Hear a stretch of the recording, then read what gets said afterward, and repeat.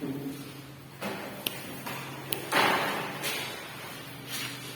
Assalamualaikum warahmatullahi wabarakatuh. Waalaikumsalam warahmatullahi wabarakatuh. Gimana kabarnya paginya? Alhamdulillah. Oke, untuk pembahasan kita pada pagi hari ini, mungkin sebelum kita masuk ke pembahasan, ada baiknya ketua kelas pimpin doa terlebih dahulu. Assalamualaikum. Addu'a'u juga.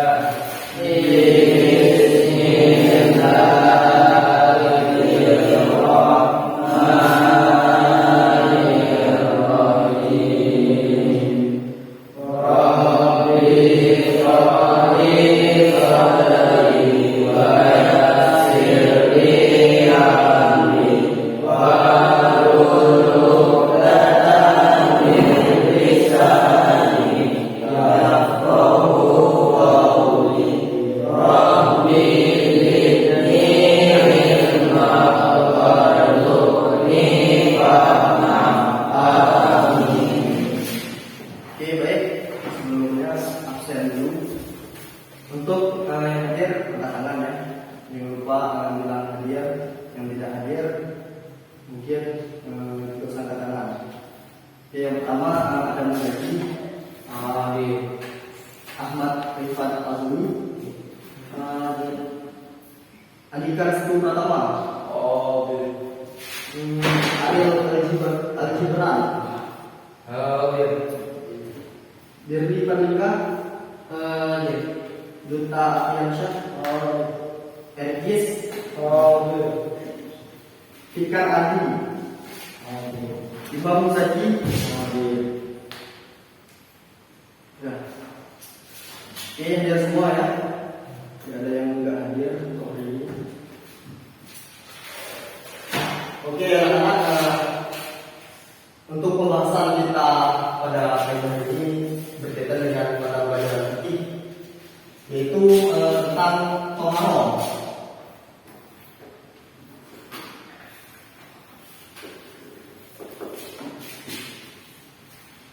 Nah, toharoh ini diambil dari kata bahasa Arab ya. Sebenarnya arti dari toharoh itu sendiri mensucikan diri.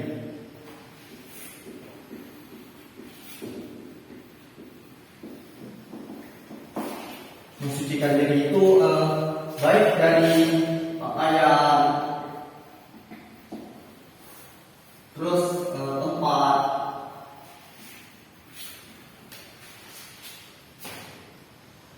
nah kemudian biasanya toharoh ini alat-alat yang dipakai untuk mensucikan diri tadi, baik itu pakaian, tempat, adalah berupa air.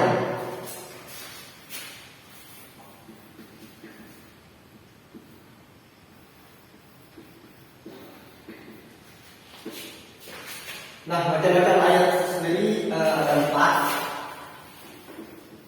Yang pertama itu ada air mutlak.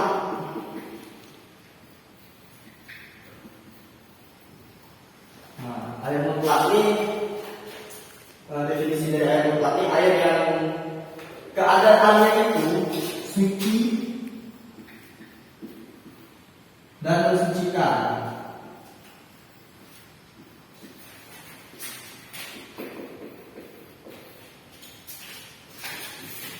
Nah, air mutlak itu adalah air yang suci dan mensucikan. Contohnya seperti air laut, terus air danau, air hujan, terus banyak lagi air es, air salju.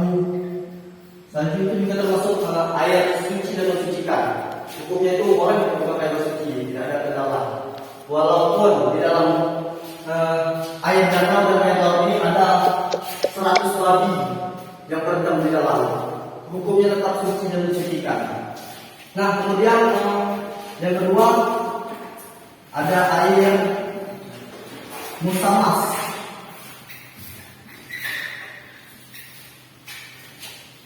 Air musamas kelihatan ya? Nah, air musamas ini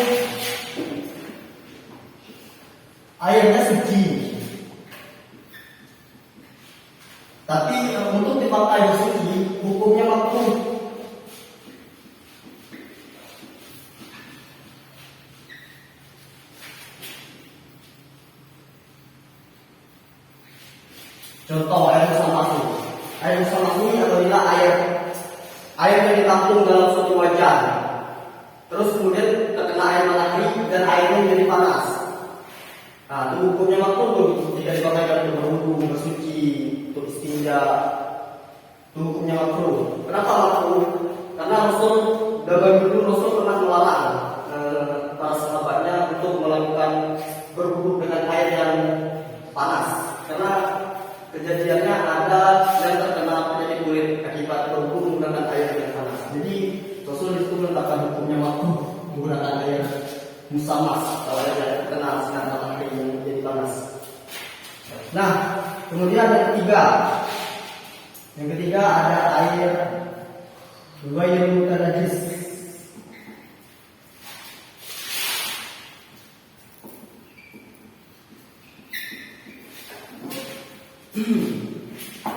Nah, air ghairul mutanajjis ini airnya itu suci tapi tidak mensucikan.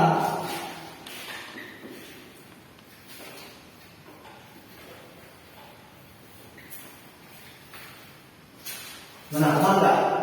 Airnya itu suci tapi tidak mensucikan.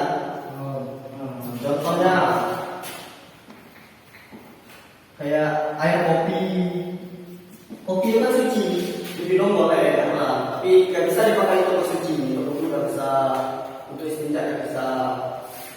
Terus contoh lain, air kelapa. Air kelapa. Kelapa itu suci diminum airnya, tapi tidak mensucikan. Terus ada air mustakmal, mana mustakmal? Nah, air mustakmal ini air yang di dalam wajan yang suci yang kemasukan air yang lain, jadi hukumnya tidak suci lagi. Tidak mensucikan lagi hukumnya, tapi airnya itu tetap suci. Air yang mustakmal. Contoh, kalian wudhu deh. Tanda pakai tangan. Air dari bekas kepala kalian itu di tangan. Tapi kalian tidak lupa pakai. Sudah sah itu pakai berwudu. Berarti kan? Terus kalau kalian wudhu lagi nih, air dalam ember dipakai dari semua misalnya. Itu kan udah suci, nggak dari semua. Cuma pas kalian memasukkan itu kemasukan benda-benda lain. Nah, itu hukumnya sudah suci lagi. Tidak bisa lagi dipakai berwudu. Itulah namanya air mustakmal. Kemudian yang keempatnya yang terakhir itu ada air mutanajjis. Nah, air mutanajjis ini jelas airnya itu tidak suci, apalagi mensucikan.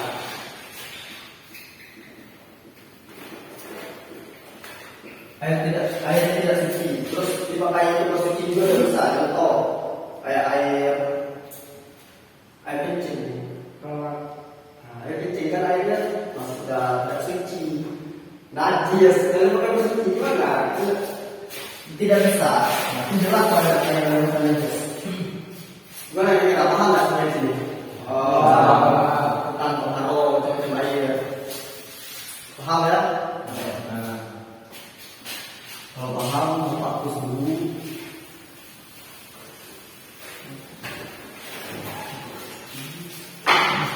Nah, lanjut. Tadi air. Sekarang kita masuk ke macam-macam najis.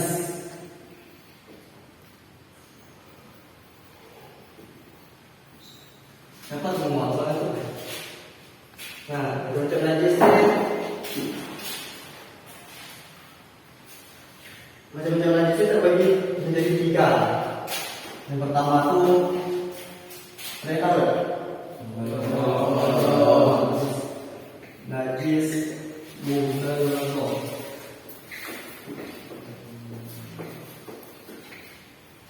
Nah, najis mughalladh ini najis yang hukumnya itu berat dan jika terkena itu kata Rasul harus disertu, harus dibasah sebanyak 7 kali dan salah satu membasuhnya dengan tanah sejak. Contoh najis mughalladh kayak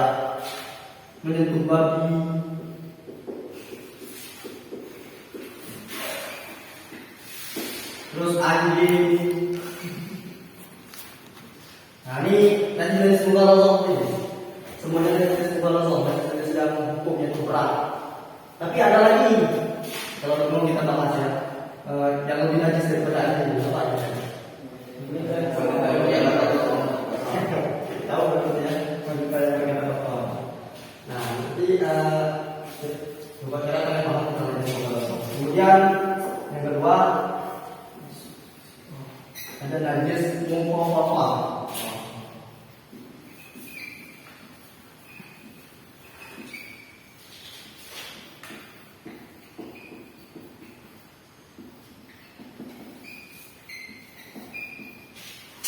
Atau najis ringan. Kalian tahu lah contoh najis ringan. Kencing, yang belum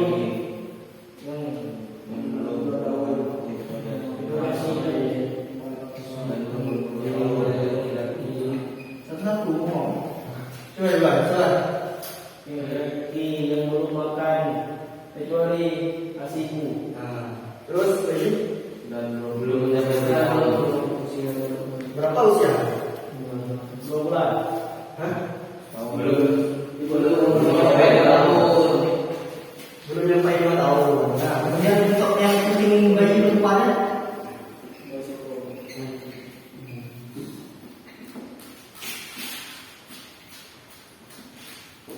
sama untuk kencing bayi perempuan juga kayak gitu. Selain belum ada yang dimakannya kecuali asinya, hukumnya itu masih najis mumpung atau enggak. Nah, untuk dalam mensucikan ini tidak terkena kencing bayi laki-laki atau perempuan itu kata Rasul dalam sunnahnya cukup mempercikkan air ke tempat yang terkena najis. Boleh dipercikkan, boleh dilap pakai air yang suci, itu hukumnya sudah jelas.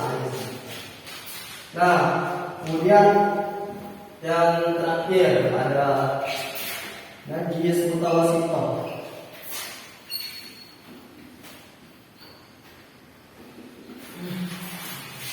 Ada tahu nggak najis mutawasito?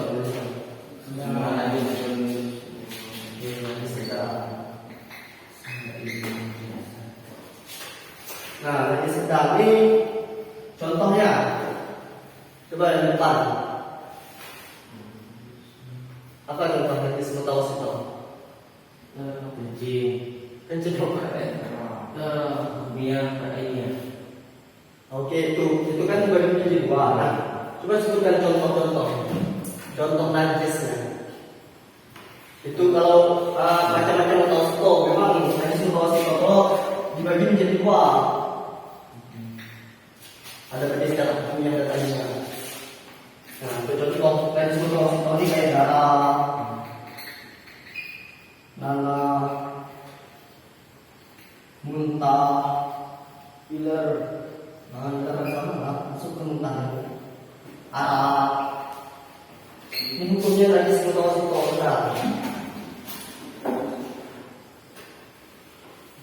Sedang ini maksudnya tidak kayak najis mughalladh tadi. Apabila terkena najis mughalladh dihukum satu. Dulu di zaman syariat kebana sebelumnya syariat kita dirombak oleh Rasulullah.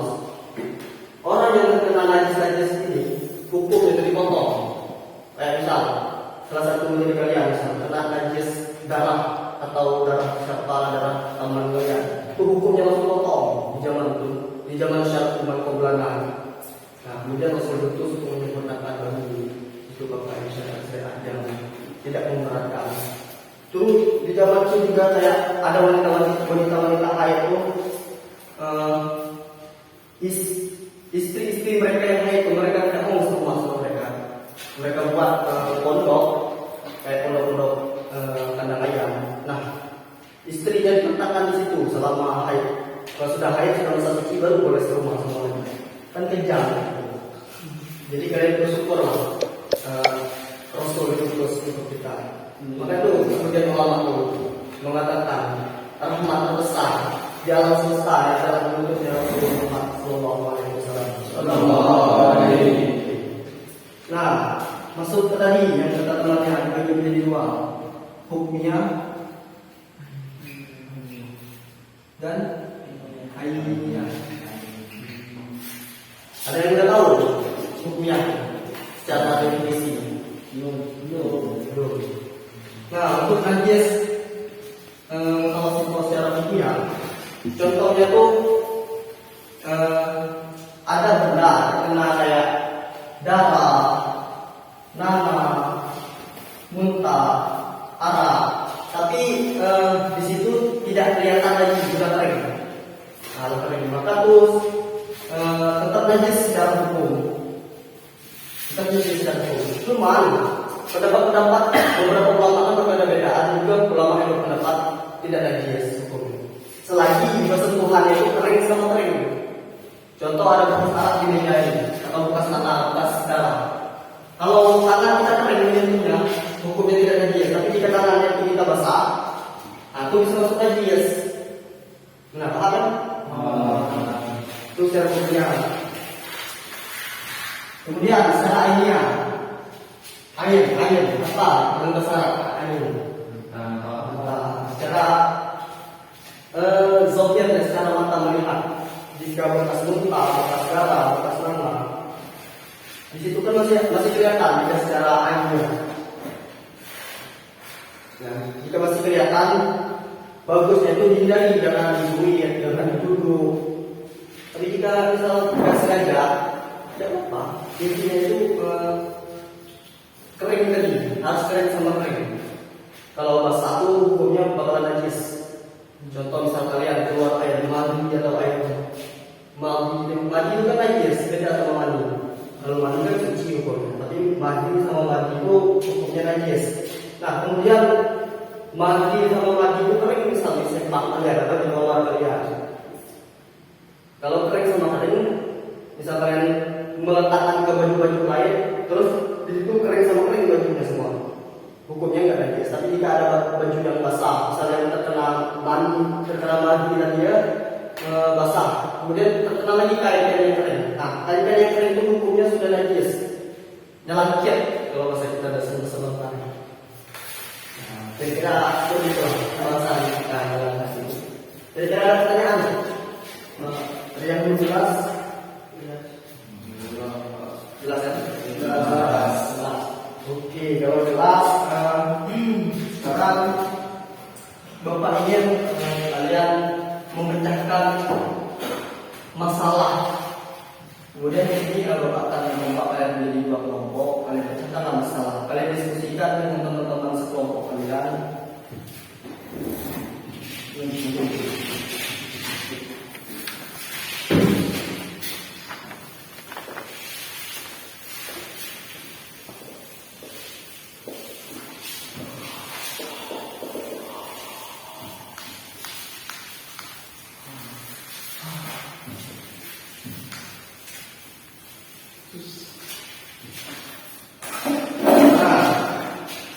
Tugasnya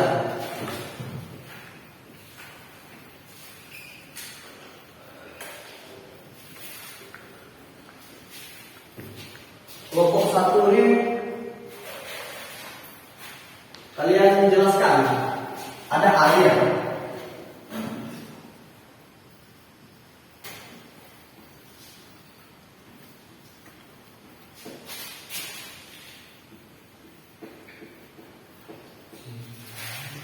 nah, kelompok satu ada air satu kolam, hukumnya kan suci dan mensucikan.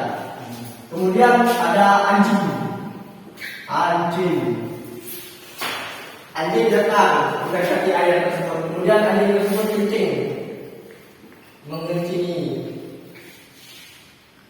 kencing di air, di dalam air yang hukumnya suci mensucikan. Air datang dari hukum, posisi airnya pas satu kolam. Pas satu kolam. Nah, kalian cari hukum air tersebut itu suci atau najis. Jika menurut kelompok kalian itu suci, maka jelaskan alasannya. Kenapa bisa suci? Kan sudah kucing anjing, kucing asu. Kalian jelaskan kenapa masih suci. Kemudian menurut kelompok kalian ini najis air itu karena sudah dicuci anjing. dan air itu pas satu tulang, nggak lebih nggak banyak. Dari dincing anjing jadi hukumnya najis. Kalian jelaskan alasan. Nah, kemudian kelompok dua.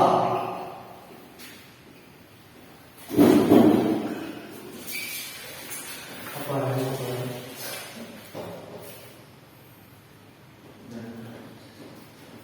Oh nih, Ustaz, Bapak samakan saja. Nah, jika ada air satu tulang, pas satu tulang, airnya pas satu tulang, kan hukumnya suci dan dikonsumsikan. Kemudian datang anjing, minum anjingnya tersebut. Nah, anjingnya datang minum air satu tulang tadi, menjilat dan minum. Hukumnya najis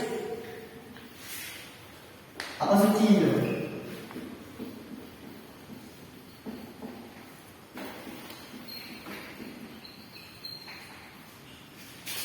Kelompok di sini kelompok 1 5 orang, 4 orangnya kelompok 2. Kelompok 1, kelompok 2. Kalian diskusikanlah sama-sama kelompok kalian. Untuk kelompok 1 yang tadi ada ayat satu tulang, data anjing mengicinya. Jadi hukum ayat tersebut masih suci atau najis? Jika menurut kelompok kalian kelompok 1 masih suci, kalian jelaskan kenapa alasannya masih suci ayat tersebut. Nah, jika kelompok kalian ini berpendapat air menjadi najis karena sudah dimincingi tadi, jelaskan kenapa. Nah, hukumnya itu ayat satu tulang pas. Data anjing bilang ini. Nah, kalian jelaskan hukum ayat tersebut najis atau suci, jelaskan. Pak, langsung menjawab ya. Kerja kelompok aja nanti Bapak suruh maju kalian satu berkelompok. Ini jelaskan, saya katakan dulu. Itu satu tulang. Ya, satu tulang. Pas satu tulang. Ya. Kalian tulis di kan sudah ada PS tadi. Nah, kalian tulis di situ. Juga kelompok kalian jelaskan. Kalau sudah selesai, boleh kedua sekelompok. Kalian jelaskan sekelompok. Alasan kalian kasih sama kalian. Nah, untuk teman-teman ini nanti bisa kelompok dua langsung bagi mempresentasikan hasil diskusi mereka. Kalian boleh menyanggah, bisa bertanya. Bisa bertanya kita kelompok dua. Hukumnya anjing itu najis. Nah, kalian boleh bertanya hal-hal yang bebas mengenai.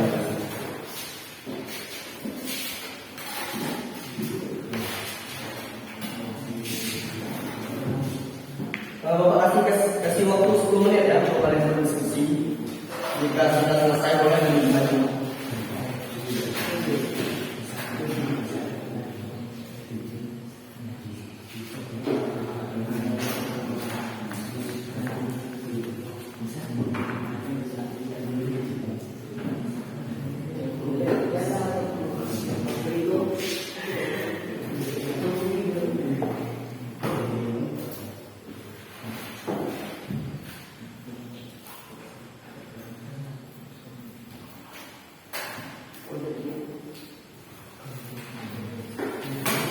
Kira-kira untuk materi tadi ada pertanyaan, ada yang belum tidak tentang materi tadi? Dari semua kan? Ya, itu.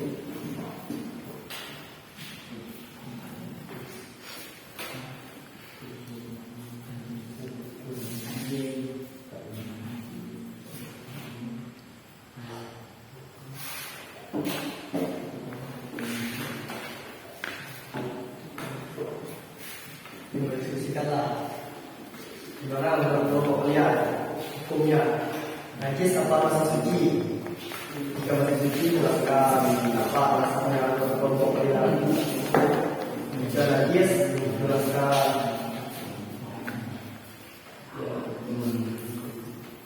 Sudah puas lah. Kalau puas lah boleh kalian presentasikan. Semua yang di bawah semuanya.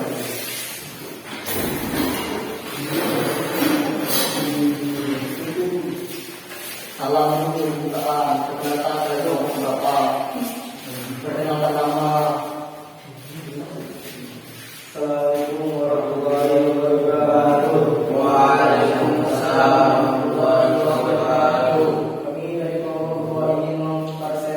menjelaskan tentang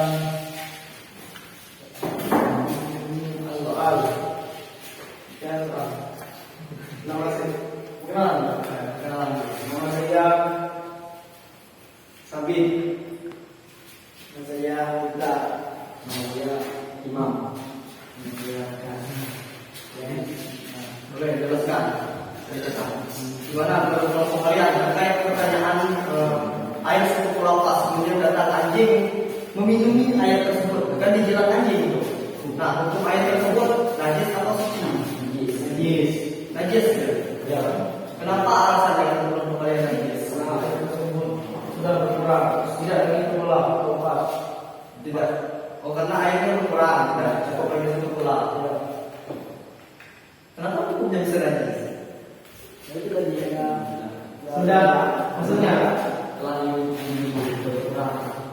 Najis dia antara najis sama sudah tercampur. Maksudnya lah tadi makan enggak pas lagi sekolah. Emangnya syarat air itu suci harus untuk keluar? Kan? Gimana kalau kalian? Kenapa bisa najis? Masa ada yang jelas anjing kata berkurang najis? Apa alasannya kayak apa air itu jadi mustahil misalnya, atau air itu jadi air najis? Air malu kan masuk air gue najis.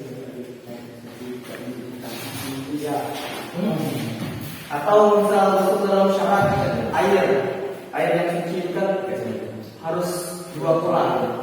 Jika dimasukkan ke benda lain atau tidak cukup kurang, cukup air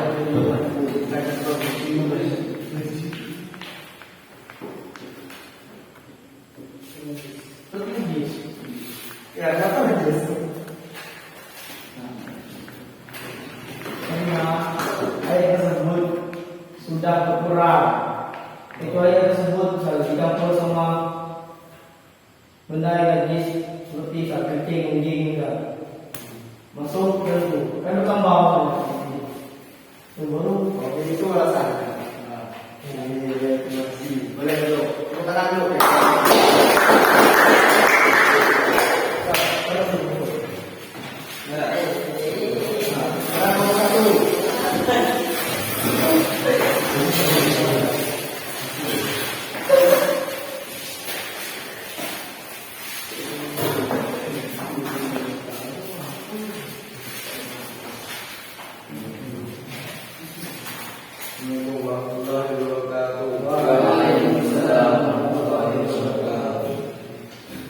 Baiklah, kita semua. Di sini kami ingin mempresentasikan tugas dengan oleh soalnya itu air sekolah itu suci mensucikan jikalau di ini anjing maka punya najis jikalau air satu gula karena tidak memenuhi kriteria air banyak yaitu 2 gula. Dan apabila air dua gula maka hukumnya tidak najis karena di sini diketahui bahwa anjing mengencing air maka posisi air bertambah atau tidak kurang maka hukumnya tidak najis. Jadi menurut hukum kalian hukumnya najis ya? Najis karena tidak memenuhi kriteria air banyak. Tangan dulu untuk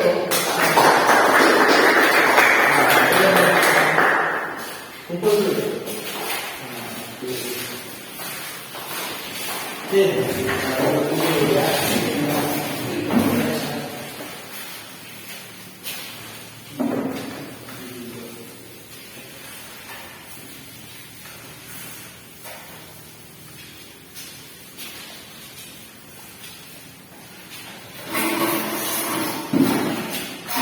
Jadi kelompok 2 dulu ya kita kelompok 2. Jadi tadi dari hasil diskusi di kelompok 2 tadi menyebutkan jika ada air sekolah lepas, kemudian datang anjing meminum air tersebut dan dijilat dengan nah hukum air yang menurut mereka tadi menjadi najis, ya kan? Ya najis. Alasan karena air tersebut air sekolah tersebut yang hukumnya pas. Kemudian airnya suci, si anjing meminumnya, kan airnya jadi berkurang. Jadi hukumnya lagi tidak suci lagi airnya. Nah, untuk jawaban nomor kedua ini benar.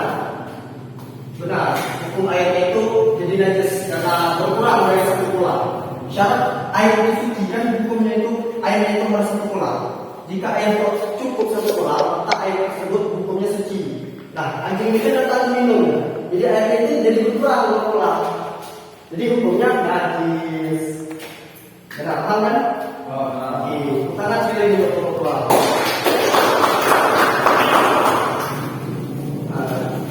Kemudian harus ada yang ketahui ayat satu pulang itu kalau ada dari dalam mata Imam Syafi'i satu pulang itu sama dengan 216 hektar. Ada juga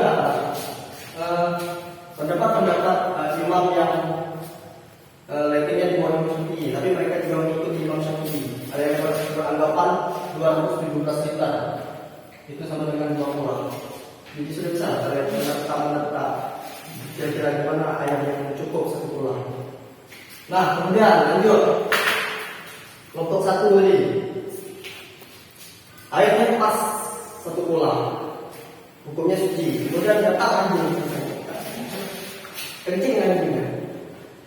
Jadi kelompok satu ini kita ngomong satu najis ya hukumnya, ya? Karena alasannya air tersebut jadi tidak memenuhi kriteria air. Air yang suci terus kemasukan sesuatu yang najis seperti air kencing anjing. Jadi hukumnya merupakan najis. Nah, ini jadi pembahasan kita dalam pada pagi hari ini. Nah, sebenarnya jika ada air satu pulang, air satu pulang.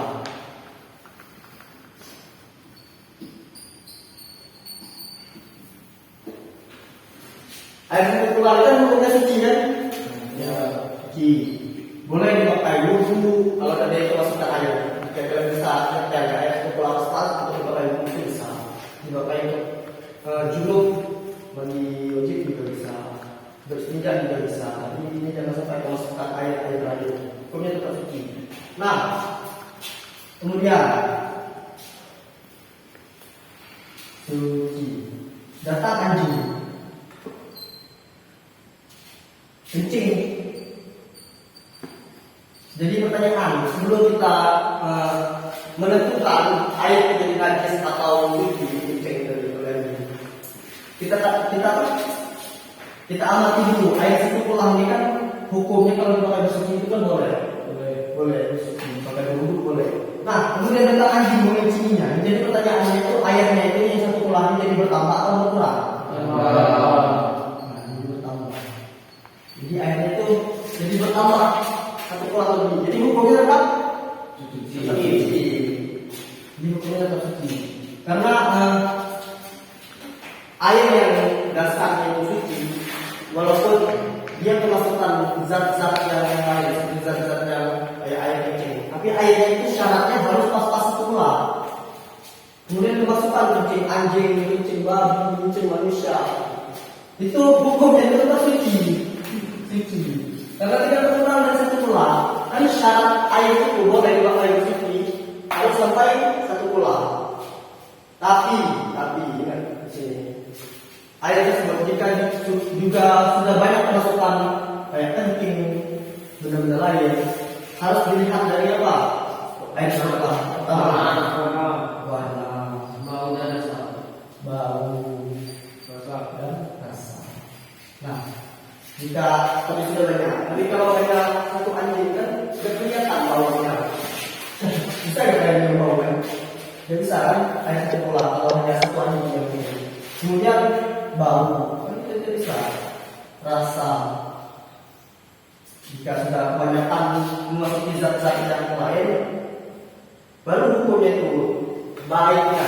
Karena kita melakukan itu kehati-hatian yang tinggi, lebih baik dari air lain untuk berpakai bersuci. Jika air itu ada satu pulang, tapi baunya sudah aneh, rasa itu ada masih masuk airnya, tahu kalau bisa kerjaan itu macam tidak kerja tak dalam mata. Nah, dari aku tuh tidak kayak. Nah, jadi tentang pertanyaan-pertanyaan semacam ini. Karena pertanyaan-pertanyaan seperti ini sebenarnya mudah. Tapi tergantung pendapat kalian itu memakai mazhab mana. Kalau kita berpendapat pakai mazhab Imam Syafi'i kan pasti jawabannya berbeda. Ada yang punya najis, ada yang tidak. Misalnya pakai mazhab Imam Hambali pasti beda. Nah, kira-kira itulah. Banyak perbedaan lain, perbedaan mazhab. Dan perbedaan mazhab itu semuanya itu masih ada dalilnya. Kadang-kadang imam-imam kita itu pendapat mereka itu walaupun berbeda mereka saling menghargai. Cuman penganut-penganut yang di bawahnya yang tidak bisa menghargai. Ada nanti satu orang yang berbunuh, yang enggak bunuh, kata-kata ini ahli ada sebenarnya dalil mereka itu ada dalil mereka masing-masing. Cuman karena minimnya ilmu pengetahuan mereka tentang perbedaan mazhab itu, mereka ini saling mencela, saling mencaci satu sama lain. Padahal saling jika kita beragama itu saling moderasi beragama itu. Nah, moderasi beragama ini kan diartikan kita tuh harus kayak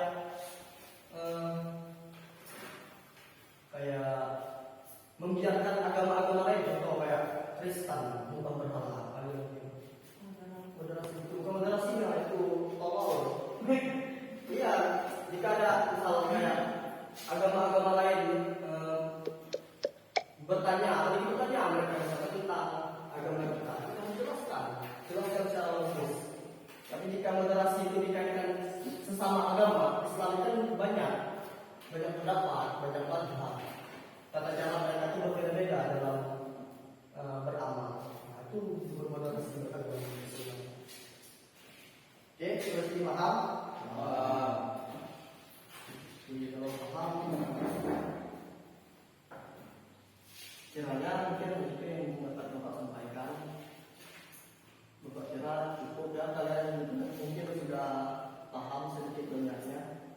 Terima kasih untuk waktunya hari ini. Untuk pelajaran selanjutnya, pelajaran apa? Ada pelajaran ya? Tajwid. Siap-siap untuk pelajaran selanjutnya. Ya, terima kasih.